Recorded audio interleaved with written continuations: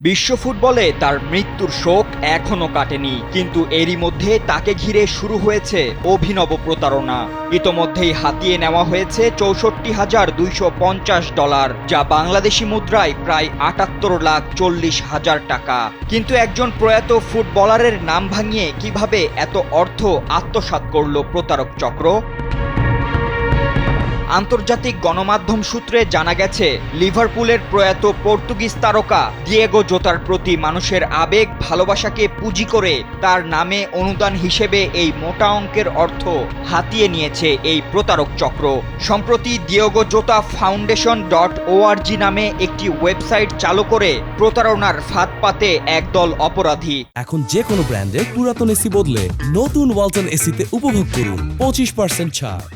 সেই ওয়েবসাইটে দিয়েগো জোতা ও তার পরিবারের ছবি ব্যবহার করা হয়, যাতে মানুষ বিশ্বাস করে এটি একটি আসল ফাউন্ডেশন। এছাড়া ওয়েবসাইটে Liverpool football club, UNICEF, Allianz এবং পর্তুগালের ডেভেলপমেন্ট এনজিওর লোগোও দেওয়া হয়, যা আরও বেশি মানুষকে বিভ্রান্ত করে। তবে দ্য টেলিগ্রাফের অনুসন্ধানে বেরিয়ে আসে, এই ওয়েবসাইট লিভারপুল ক্লাব বা জোতার পরিবার কারোই নয়, বরং এক প্রতারক চক্র এর মাধ্যমে হাতিয়ে নেয় প্রায় $৬৪,০০০ বা ৭৮,৪০,০০০ টাকা। এমন চাঞ্চল্যকর প্রতারণার বিষয়ে জানার পর লিভারপুল এক আনুষ্ঠানিক বিবৃতিতে জানিয়েছে, প্রয়াত দিয়েগো জোতার নামে প্রতিষ্ঠিত কোনো ফাউন্ডেশনের সঙ্গে তাদের বা জোতার পরিবারের কোনো সম্পর্ক নেই। এমনকি জোতাকে স্মরণ করতে চাইলে ক্লাবের অফিসিয়াল স্টোর থেকে তার নাম্বার ২০ জার্সি কিনতেও বলা হয়েছে।